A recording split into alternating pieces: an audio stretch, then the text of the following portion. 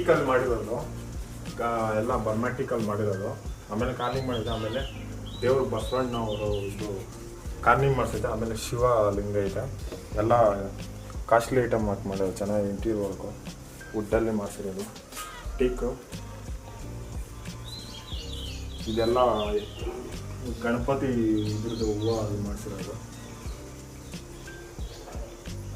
ಎಕ್ಕದು ಗಿಡದ್ದು ಹೂವದು ಮಾಡಿಸಿರೋ ಡಿಸೈನ್ ಇದು. ಮೇಲೆ ಇಲ್ಲಿ ಗಣಪತಿ ಇದ್ದಾವೆ.